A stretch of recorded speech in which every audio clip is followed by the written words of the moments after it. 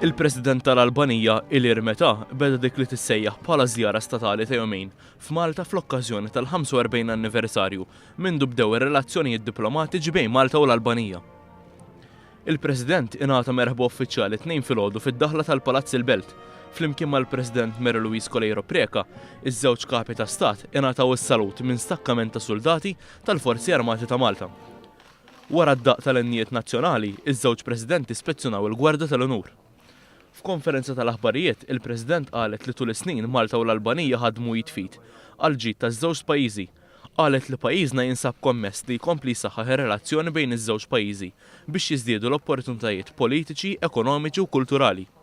Above all, I believe that we must be united by our commitment to universal human rights and fundamental freedoms and a profound respect for the rule of law and intrinsic human dignity.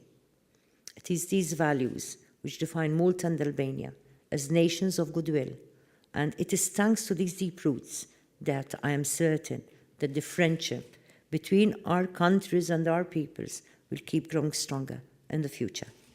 Ilir Meta, il-President tar-Repubblika Albaniża, faħħar il-mod li bih qed jimxi l qudiem pajjiżna minkejja d-diffikultajiet ekonomiċi li għaddiet minnhom id-dinja f'dawn l-aħħar snin. Huwa propona li jiġu amalgamat il-ħiliet taż-żgħażagħ Albaniżi mal-pjattaforma diġitali li joffri pajjiżna biex jingħata t-taħriġ fiċ-ċentru ta' innovazzjoni li l-Microsoft għandha f'Malta.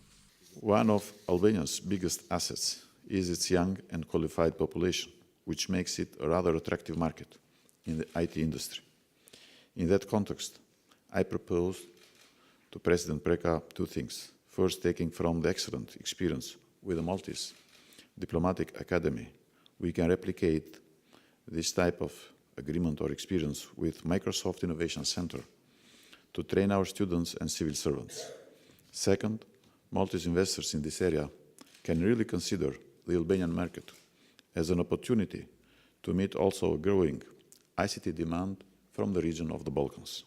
Intant il-laqat tal-President Albaniż issoktaw aktar tard matul il-jum fosthom mal-Prim Ministru Joseph Muscat.